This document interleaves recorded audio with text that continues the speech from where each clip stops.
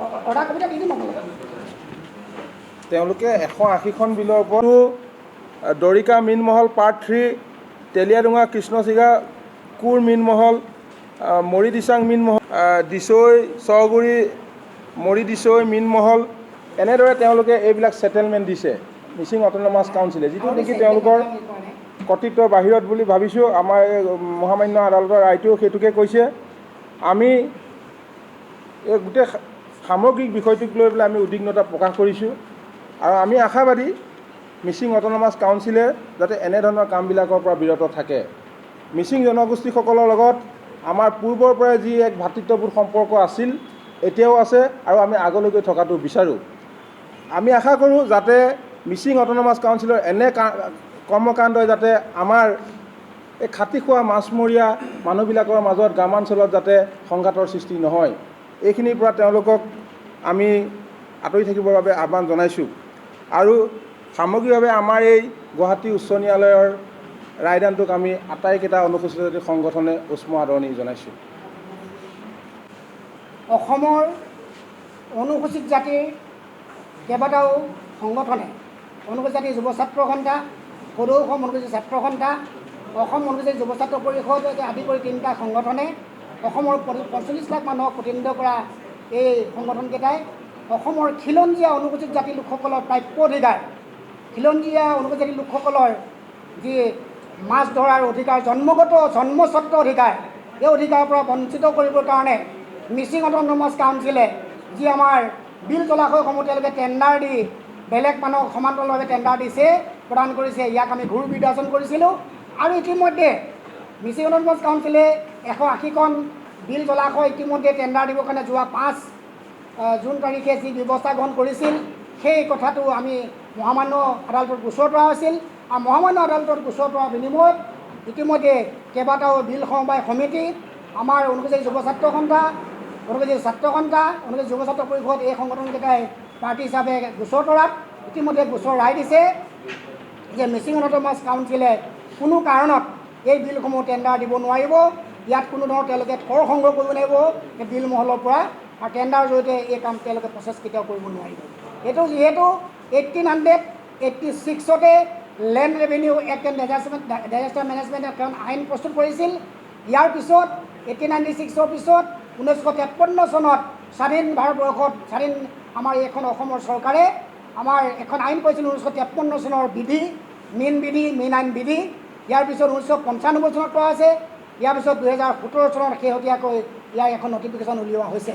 2017 চনৰ নটিফিকেশ্যনৰ মতে কোনো কাৰণত অকল MSCয়ে নহয়, অসমত 6ষ্ঠ সংশোধনৰ জৰিয়তে 6ষ্ঠ 6 চিডিউলৰ জৰিয়তে যিমানখিনি কাউন্সিল গঠন হৈছে, তিৱা হওক, ৰাভা হওক, কাৰ্বি হওক, বড়ো হওক, সকলো কোনো ট্ৰাইবেল কাউন্সিলে বিল মহলত কেতিয়াও হস্তক্ষেপ কৰিব নোৱাৰে।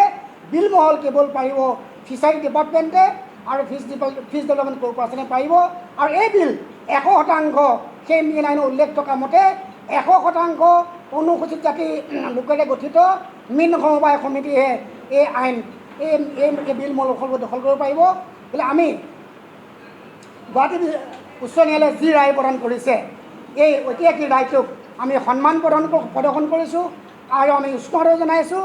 আজিৰ পৰা যাতে MSCয়ে এই উচ্চ ন্যায়ালয়ৰ নিৰ্দেশ মানি চলে, কেতিয়াও কোনো কালে MSCয়ে এই বিল মহলসমূহ টেণ্ডাৰৰ জৰিয়তে কৰ সংগ্ৰহ কৰিব নোৱাৰিব, লগতে অন্যান্য 6 চিডিউলত থকা কাউন্সিলসকলেও কৰিব নোৱাৰিব। বোলে অনুসূচিত জাতিৰ লোকসকলৰ খিলঞ্জীয়া জন্মস্বত্ব অধিকাৰ বাহাল ৰাখিবৰ কাৰণে অসম মহামান্য উচ্চ ন্যায়ালয়ে যি ঐতিহাসিক ৰায় দিলে, এই ৰায় সন্মান জনাই আছোঁ।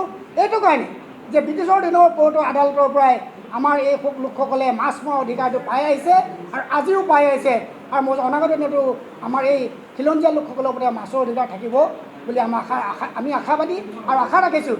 অনুসূচিত লোকসকলৰ যিটো গাথা, মাছৰ লগত যিটো সম্বন্ধ, যিটো জীৱন গাথা, সেই জীৱন গাথাটো বৰ কৰুণ। ইয়াৰ অস্পৃশ্যতাৰ কথা ক'লেতো বহুত ডাঙৰ কথা হ'ব, সেইখিনি কথা আজি নোদোৱাওঁ। গতিকে যি নহওক, বৰ্তমান যুগত মাছৰ চাহিদা বহুত হৈছে। অনুসূচিত লোকসকলৰ মাছৰ ব্যৱসায়ৰ জৰিয়তে, মাছ ধৰাৰ লগত জৰিয়তে তেওঁলোকে ভৱিষ্যতে মৎস্যশিল্প ক্ষেত্ৰখন, অসমৰ মৎস্যশিল্প ক্ষেত্ৰখনৰ জৰিয়তে আমাৰ অসমৰ মাছৰ চাহিদা পূৰণ কৰাৰ উপৰিও যাতে ভৱিষ্যতলৈ অন্য বহিৰাজ্যতো মাছৰ ইয়াৰ পৰা যাব পাৰে তাৰ প্ৰতি আমি পদক্ষেপ ল'ব লাগিব। ইয়াকে কৈ আজি ক'ব লগা বক্তব্যখিনি সামৰণি মাৰিছোঁ। কিছু কথা আজি আমি আপোনাসৱৰ জৰিয়তে ৰাজহুৱা কৰিব বিচাৰিছোঁ আৰু পৰৱৰ্তী কথাখিনি আগবঢ়াই নিবৰ কাৰণে যুৱ ছাত্ৰ সন্থাৰ সন্মানীয় সভাপতি ডাঙৰীয়াক অনুৰোধ জনাইছোঁ। জৰিয়তে আমি আমাৰ তিনিটা সংগঠনৰ হৈ আজি উপস্থিত হোৱা সমূহ গুৱাহাটী প্ৰেছ ক্লাবৰ সন্মানীয় সতীৰ্থবৰ্গলৈ আমি শ্ৰদ্ধা নিবেদন কৰিছোঁ। আজি এটা গুৰুত্বপূৰ্ণ বিষয় লৈ আমি এই সংবাদমেলটো আয়োজন কৰা হৈছে। আমাৰ সন্থাৰ বিষয়বিলাক ইয়াৰ আদিম নৃগোষ্ঠীয় অনুসূচিত জাতিৰ অন্তৰ্ভুক্ত অসমৰ খিলঞ্জীয়া লোকসকলৰ বাবে 1896ত লেণ্ড ৰেভিনিউ এখন আইন বনাইছিল। এই আইনখন ক'ৰ পৰা কিমান কৰ সংগ্ৰহ কৰিব, অসমত কিমান বিল জলাশয় আছে, কিমান মৰাখুটি আছে, তাৰ ওপৰত এটা নিৰ্ধাৰণ কৰি সৰ্বাধিক কৰ সেইসমূহ মৎস্য ক্ষেত্ৰৰ পৰাই ব্ৰিটিছ চৰকাৰে লৈছিল। কালৰ গতিত এই বিলসমূহ অনুসূচিত জাতি লোকসকলে মাছ ধৰি জীৱন নিৰ্বাহ কৰিছিল আৰু ইয়াৰ আগতেও হাজাৰ হাজাৰ বছৰ ধৰি এইসকল লোকে মৎস্যবৃত্তিৰ লগত জড়িত হৈ তেওঁলোকে জীৱন পোহপাল দি আহিছে। এতিয়া আকৌ সেই কথা কয় আৰু ভাৰতৰ স্বাধীনতাৰ প্ৰাকখনত ব্ৰিটিছে যেতিয়া এই আইন প্ৰস্তুত কৰিছিল সেই সময়ৰ অসমীয়া সমাজৰ আটাইতকৈ দায়িত্বশীল অসমীয়া সমাজৰ ধনী বুলি কোৱা হয় সত্ৰাধিকাৰসকল আছিল আৰু তেওঁলোকৰ নামতে ব্ৰিটিছে এই বিলবিলাক আবণ্টন দিছিল। আৰু তেতিয়া আমাৰ এই খিলঞ্জীয়া অনুসূচিত জাতিৰ লোকসকলে ব্ৰিটিছক আবেদন জনাইছিল যে আমি হাজাৰ বছৰ ধৰি মাছ ধৰি আহিছোঁ, মাছ ধৰিবৰ কাৰণে সত্ৰাধিকাৰ যিমান টকা দিছে তাতকৈ লাগিলে দুগুণ দিম, বিলখন আমাকেই দিব লাগে। যি নহওক স্বাধীন ভাৰতবৰ্ষৰ চৰকাৰে 1953 চনত এখন আইন প্ৰস্তুত কৰিলে, মেইন আইন এই 1886ৰ আইনৰ ওপৰত সংশোধন ৰাখিয়ে আৰু তাৰ জৰিয়তে অসমত বসবাস কৰা অনুসূচিত জাতি খিলঞ্জীয়া লোককে এই বিলসমূহ টেণ্ডাৰ আবণ্টনৰ ব্যৱস্থা ৰাখিছিল। ইয়াৰ কাৰণে পৰৱৰ্তী পৰ্যায়ত সমবায় সমিতিৰ জৰিয়তে লোৱা হ'ল আৰু 1995 চনত এখন আইন প্ৰস্তুত কৰিছিল এই 1886ৰ আইনখন আৰু 1953 চনৰ আইনখনক লৈ পৰৱৰ্তী পৰ্যায়ত 2017 চনত সৰ্বানন্দ সোণোৱাল চৰকাৰৰ দিনত এখন আকৌ আইন সংশোধন কৰিলে। সেই আইনৰ জৰিয়তেও কেৱল অনুসূচিত জাতি লোকসকলেহে এই মৎস্য ক্ষেত্ৰসমূহ তেওঁলোকে টেণ্ডাৰ লাভ কৰিব পাৰিব আৰু তেওঁলোকেহে দখল কৰিব পাৰিব। কিন্তু এটা কথা ক্লিয়াৰ কাট কোৱা আছিল যে ৰেভিনিউ ডিপাৰ্টমেণ্টে সুন্দৰভাৱে 2017 চনত 1886, 1995, 1953 এই আইনৰ ধাৰামতে কাক দিয়া হৈছিল যে অনুসূচিত জাতি লোকসকলে ল'ব পাৰিব, কিন্তু ফিচাৰী ডিপাৰ্টমেণ্টৰ হাতত সম্পূৰ্ণভাৱে ন্যস্ত কৰা হৈছিল। পৰৱৰ্তী পৰ্যায়ত ফিচাৰী ডিপাৰ্টমেণ্টে এটা ডিপাৰ্টমেণ্ট সুকীয়াকৈ খুলিলে, তাৰ অধীনত সেইটো হ'ল ফিছ ডেভেলপমেণ্ট কৰ্প'ৰেশ্যন, মীন উন্নয়ন নিগম। সেই মীন উন্নয়ন নিগমে এই বিলসমূহ বৰ্তমানলৈকে তদাৰক কৰি আছে আৰু টেণ্ডাৰ দিয়ে। আৰু DC আৰু SDO উপায়ুক্ত আৰু মহকুমাধিপতিসকলে 1886ৰ আইন মতেই, এতিয়া নহয় আৰু বৰ্তমান আইন মতেও তেওঁলোকে এই বিলসমূহ চম্ভালি দিব লাগে। তাৰ পৰা কিবা সমস্যা উদ্ভৱ হ'লে তেওঁলোকে সমাধানৰ বিকল্প তেওঁলোকে ব্যৱস্থা প্ৰদান কৰিব লাগে। কিন্তু আমি দেখা পালোঁ শেহতীয়াকৈ আমাৰ এই জাতিবাই অনুসূচিত জাতি আৰু জনজাতিৰ এটা ভাগ মিচিং জনগোষ্ঠীৰ লোকসকলে এটা আন্দোলন কৰি তেওঁলোকে এটা MSC মিচিং অট'নমাছ কাউন্সিল লাভ কৰিলে আৰু মিচিং অট'নমাছ কাউন্সিলে একে অনুসূচিত জাতি আৰু জনজাতি হৈও এই অনুসূচিত জাতিৰ ওপৰত এটা ৰাম টাঙন মাৰিলে। সেইটো হ'ল তেওঁলোকে আমাৰ উজনি অসমত থকা প্ৰায় 9খন জিলাৰ ধেমাজি, লখিমপুৰ, মাজুলী, ডিব্ৰুগড়, শিৱসাগৰ, যোৰহাট, গোলাঘাট এই জিলাসমূহত থকা মীন মহলসমূহ তেওঁলোকে MSCয়ে টেণ্ডাৰ দিয়াৰ ব্যৱস্থা কৰিলে আৰু ইফালে ফিচাৰী কৰ্পৰেশ্যনেও টেণ্ডাৰ দিয়ে এজন অনুসূচিত জাতি ছ'চাইটিক বা এজন ব্যক্তিক, আৰু একে সমান্তৰালভাৱে মিচিং অট'নমাছ কাউন্সিলেও ইয়াত দিয়াৰ ব্যৱস্থা গ্ৰহণ কৰিলে।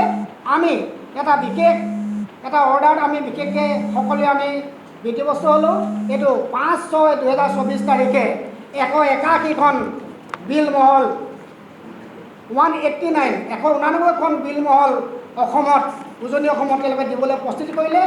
আৰু তেতিয়াই আমি মহামান্য আদালতত এটা গোচৰ কৰিলোঁ, আচলতে who is the actual implementing authority for the settlement of the bill and মহল। কিন্তু এই কেছটোত আমি কৰাৰ পিছত আমাৰ যিসকল ভুক্তভোগী আছিল সেই ভুক্তভোগী কেইখনমান ছ'চাইটিও ইয়াত গোচৰ কৰিলে। সেই গোচৰকেইখনৰ ছ'চাইটিখনৰ নাম হ'ল আপোনাৰ ত্ৰিমূৰ্তি NGO শিৱসাগৰ, দীঘলীয়া সিংহৰাজান মীন সমবায় সমিতি শিৱসাগৰ, নতুন গংগা আৰু RH আত্মসহায়ক গোট শিৱসাগৰ, মেছাৰ্ছ ব্ৰহ্মপুত্ৰ 1 নং অংশ মীন সমবায় সমিতি লিমিটেড দিচাং। আৰু এইকেইখন কমিটিয়ে MSCৰ বিৰুদ্ধে গোচৰ তৰে যদিও ইয়াৰ লগত সংগতি ৰাখি আমি অনুসূচিত জাতি যুৱ ছাত্ৰ সন্থাৰ আমাৰ সম্পাদক নিত্যানন্দ দাস, অনুসূচিত জাতি ছাত্ৰ সন্থাৰ দীপাংকৰ দাস আৰু অনুসূচিত যুৱ ছাত্ৰ পৰিষদ জনাৰ্দন দাসে আমাৰ এই গোচৰত হৈছিল। ইয়াৰ উপৰিও ভুক্তভোগী ধেমাজিৰ ৰাজু দাস, লখিমপুৰৰ বিদ্যুৎ দাস, শিৱসাগৰৰ বিদ্যুৎ দাস, লখিমপুৰৰ ৰাজু দাস, এই 5জন ব্যক্তিয়ে এই লেখ আবেদনত স্বাক্ষৰ কৰিছিল। আৰু এই লেখ আবেদনৰ ভিত্তিত চৰকাৰে মহামান্য উচ্চ ন্যায়ালয়ে এটা সুন্দৰ এটা ৰায়দান কৰিছে। ৰায়দানটো হ'লে এইটো আপোনালোকক আমি ইতিমধ্যে দিয়াৰ ব্যৱস্থা কৰিম। এইটো ৰায়দান দিছে। এইটো আমি কৈছোঁ যে এই ৰায়দানটো হৈছে ঐতিহাসিক ৰায়।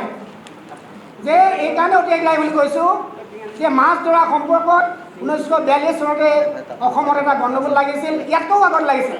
হজৰ বৰ্মনৰ ৰাজত্ব কালত ব্ৰহ্মপুত্ৰ উত্তৰ পাৰে সেই সময়ত এটা ডাঙৰ গণ্ডগোল লাগিছিল মাছ মৰাক লৈ। আৰু হজৰ বৰ্মন ৰজাই এতিয়া বৰ্তমান ভোমোৰাগুৰি ব্ৰিজৰ কাষত এখন শিলালিপি আছে, সেইখন হ'ল হজৰ বৰ্মনৰ শিলালিপি। তাত ধুনীয়াকৈ লিখা আছে যে এই মাছ মৰাক লৈ যি বিতৰ্কিত হৈছিল আৰু সেইসমূহ হজৰ বৰ্মনে ভাগ কৰি দিছিল যে ইয়াৰ যদি সীমা কোনোবা উলংঘন কৰে 1000 কৰি মূল্য মাছৰ মূল্য দিব লাগিব। মানে 1 কৰি নাও 1000 কৰি 1000 মাছৰ মূল্য হ'ল 1 কৰি বুলি কয়, এটা কৰি সেই সময়ত। আৰু একেধৰণে তাৰ তেতিয়াৰ পৰাই মাছখিনি এই আমাৰ অনুসূচিত জাতি অন্তৰ্ভুক্ত লোকসকলে মাছ ধৰি আহিছে।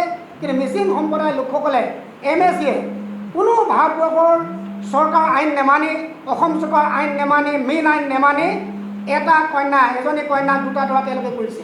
এখন বিল 2জন মানুহক তেওঁলোকে সমান্তৰালভাৱে আবণ্টন দিয়ে। অসম চৰকাৰ মীন বিভাগে দিয়ে আৰু কোনে দিয়ে? আমাৰ MSCয়ে দিয়ে। এই ক্ষেত্ৰত আমি ক'ব বিচাৰিছোঁ যে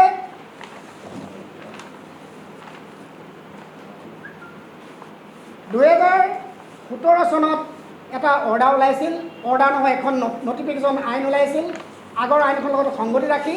সেই আইনখনত স্পষ্টভাৱে তাত কোৱা আছে, কেইবাটাও দফাত কৈছে। সেই দফাকেইটা কৈছে আপোনাৰ 39, 40, 44, 45, 47, 48, 50, 51 এই জাজমেণ্টত এইকেইটা দফা সুন্দৰকৈ তেওঁলোকে বৰ্ণনা কৰিছে। তেওঁলোকে কৈছে যে all the administrative control of the natural water body was transferred from Revenue Department to the Fishery Department, whether there is a proclamation declared or not. This aspect of the matter is a clear pointer to the fact that the state government would only executive powers over any collection of water running or still including all natural water bodies in the state of Assam. Be that as it may, for the sake of clarity, it observed that the said observation would not be applicable in so far as the 6th schedule area. Boru হওক যিকোনো ট্ৰাইবেলৰ যিমানবিলাক 6th schedule তেওঁলোকক দিছে, কাৰ্বি পৰা ধৰি তেওঁলোকে কেতিয়াও এই মৎস্য ক্ষেত্ৰসমূহত নীলমহলৰ ওপৰত তেওঁলোকে কেতিয়াও টেণ্ডাৰ দিব নোৱাৰিব। সুন্দৰভাৱে তাত উল্লেখ কৰা আছিল।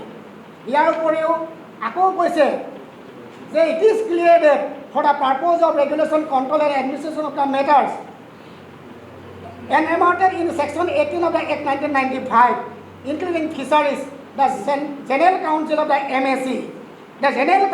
MSC, they cannot exercise any powers of regulations, control and administration. MSC কোনো কাৰণত বা জেনেৰেল কাউন্সিলে হওক এই বিলসমূহ তেওঁলোকে টেণ্ডাৰ দিব নোৱাৰে। কিন্তু আমি দেখা পাইছোঁ যে এয়া 2024 চনৰ 5 মে তাৰিখে তেওঁলোকে 189 বিলখন তেওঁলোকে টেণ্ডাৰ ব্যৱস্থা কৰিছিল। সেইকাৰণে আমি মহামান্য আদালতৰ গোচৰ কৰা হ'ল আৰু মহামান্য আদালতে শেষত গোটেই বস্তুটো চালি জাৰি চাই মহামান্য আদালতে এটা সুন্দৰ তেওঁলোকে এটা জাজমেণ্ট দিছে। সেই মই শেষৰ জাজমেণ্টটো আপোনাক কৈ দিব বিচাৰিছোঁ যে কৈছে as there are no bylaws for regulation, administration and control of fisheries, the MSC cannot exercise its executive powers over the fisheries. আৰু শেষত তেওঁলোকে লাষ্ট লাইনত তেওঁলোকে কৈছে, লাষ্ট পেৰেগ্ৰাফত তেওঁলোকে কৈছে যে general council or the village council or of the MSC does not have the authority to settle any fishery or natural water bodies with any person or society as per the notification dated 7/3/2017. শেহতীয়া আইনখন হ'ল 2017 চনৰ 7 March তাৰিখে যিখন আইন কৰিছে, সেই আইনখনৰ জৰিয়তে কোনো কাৰণত MSC হওক বা জেনেৰেল কাউন্সিলেই হওক বা যিমানবিলাক আমাৰ 6 চিডিউল কাউন্সিল আছে তেওঁলোকে কেতিয়াও এই মীন মলসমূহ তেওঁলোকে আবণ্টন কৰিব নোৱাৰে। এইখিনিতে এটা ডাঙৰ গুৰুত্বপূৰ্ণ কথা আছে। ফিছ ডেভেলপমেণ্ট কৰ্প'ৰেশ্যনে যেতিয়া অনুসূচিত জাতি ছ'চাইটিসমূহক বিল আবণ্টন দিয়ে, ফৰ্মেল অৰ্ডাৰ ইছ্যু কৰে, তেতিয়া জিলা উপায়ুক্তসকলে যেতিয়া মিচিং অধ্যুষিত অঞ্চলত বিলসমূহ থাকে তেতিয়া তেওঁলোকে গৈ তাত বিলসমূহ চমজি দিয়াৰ ক্ষেত্ৰত যিটো ভূমিকা ল'ব লাগে সেই চমজি দিয়াৰ ক্ষেত্ৰত তেওঁলোকে নীৰৱতা অৱলম্বন কৰে। আৰু সেইকাৰণে আমি অসমৰ 9খন জিলাৰ উপায়ুক্তক আমি ইয়াত পাৰ্টি কৰিছোঁ। ধেমাজি 1 নম্বৰ MSC আছে, ধেমাজি জিলাৰ DC, Lakhimpur DC, Majuli DC, Jorhat DC, Sivasagar, Dibrugarh, Golaghat এইকেইজন DC আমি পাৰ্টি কৰিছোঁ। আৰু পাৰ্টি কৰাৰ কাৰণে তেওঁলোকে আহি পেলাই আমাক তেওঁলোকে ইয়াত ষ্টেটমেণ্ট দি আমাক ইতিমধ্যে কেছটোত আমি জয়ী হ'বলৈ সক্ষম হৈছোঁ। সেইকাৰণে কৈছোঁ যে অসমৰ ইতিহাসত ই এটা ঐতিহাসিক সিদ্ধান্ত। কাৰণ 1942 চনত কলিকতা উচ্চতম ন্যায়ালয়ত সেই সময়ত হাজো কেন্দ্ৰ কৰি বৰ্ধন বিলক কেন্দ্ৰ কৰি কেছ হৈছিল আৰু ক্ষীৰকান্ত বিষয়াৰ সেই দেউতাকে সেই কেছটোত জড়িত আছিল। আম্বেদকাৰে নিজে আহি এই কেছটো লৈছিল। 1942 চনৰ উচ্চতম ন্যায়ালয়ৰ ব্ৰিটিছৰ দিনত এটা ডাঙৰ অৰ্ডাৰ ইছ্যু কৰিছিল। সেই অৰ্ডাৰটোৱে হৈছে the fish follow' waters and fishermen follow' fish. Fish follow' waters, মাছে পানী অনুসৰণ কৰিব আৰু ফিছাৰমেনে কাক কৰিব? মাছক অনুসৰণ কৰিব। আজি যদি মুখ্যমন্ত্ৰী গৃহটো যদি দিছপুৰ চন্দ্ৰপুৰ যদি বানপানী হয় তাত মাছ হয়, তাত মাছ মৰা মাছ ধৰা অধিকাৰ এই অনুসূচিত জাতিৰ লোকসকলৰ আছে। সেইকাৰণে মাছ ধৰিব পাৰিব। সেইকাৰণে আমি ক'ব বিচাৰিছোঁ যে MSCয়ে এই ক্ষেত্ৰত এটা আজি তাৰিখৰ পৰা আমি হাইকোৰ্টে অৰ্ডাৰ মতে এতিয়াৰ পৰা আৰু MSCয়ে কেতিয়াও আমাৰ এই বিল জলাশয়সমূহ তেওঁলোকে টেণ্ডাৰ কৰিব নোৱাৰিব, তাৰপৰা কৰ সংগ্ৰহ হ'ব নোৱাৰিব। এইটো বেআইনী হ'ব, সংবিধান ভংগ হ'ব, আইন ভংগা হ'ব, এই গোটেই কথাখিনি হ'ব। আৰু গতিকে আমি তেখেতসকল আজি এই সংবাদমেলৰ জৰিয়তে আমি অসমৰ ৰাইজক আমি আহ্বান জনাইছোঁ যে অসমৰ মৎস্য ক্ষেত্ৰখন যাতে এই খিলঞ্জীয়া লোকৰ হাতত থাকি যায় আৰু পূৰ্বপুৰুষৰ পৰা চলি অহা এইসকল লোকে যে ভোগ কৰিব পাৰে তাৰ কাৰণে ইতিমধ্যে হাইকোৰ্টে এটা ভাল সুন্দৰ ঐতিহাসিক ৰায় প্ৰদান কৰিছে। অসমৰ এই 45 লক্ষ অনুসূচিত জাতিৰ লোকসকলৰ কাৰণে ই এটা শুভ লক্ষণ হ'ব আৰু ভৱিষ্যতে এই খিলঞ্জীয়া লোকসকলে মৎস্যৰ লগত আৰু তেওঁলোকে ওতঃপ্ৰোত হৈ ভৱিষ্যত শিক্ষিত নিবনুৱা লোকসকলে আগবাঢ়ি যাব বুলি আমি আশা ৰাখিছোঁ। ধন্যবাদ। জুবিন গাৰ্গৰ গীতসমূহৰ ওপৰত আধাৰিত গানে কি আনে নামৰ এটা সুন্দৰ অনুষ্ঠান আপোনালোকৰ ওচৰলৈ আহি আছে অতি শীঘ্ৰে। অহা 15 আগষ্টৰ পৰা ধেমাজিৰ পৰা প্ৰথম অডিশ্যন আৰম্ভ হ'ব আৰু সেই অডিশ্যনৰ যোগেদি বিভিন্ন কণ্ঠশিল্পীসকলে যিসকলে এই অনুষ্ঠানত যোগদান কৰিব বিচাৰে তেওঁলোকে এই অডিশ্যনৰ যোগেদি আগবাঢ়ি আহক। আৰু জুবিন গাৰ্গৰ বহুত ভাল লগা গান আমি সদায় শুনি আহোঁ। আৰু আপোনালোকৰ যদি ভাল লগা গান থাকে জুবিন গাৰ্গৰ আপোনালোকে গাই ভাল পায় তেন্তে অডিশ্যনত যোগদান কৰক। মোৰ ফালৰ পৰা আন্তৰিক শুভকামনা থাকিল এই সম্পূৰ্ণ অনুষ্ঠানটোলৈ। ধন্যবাদ।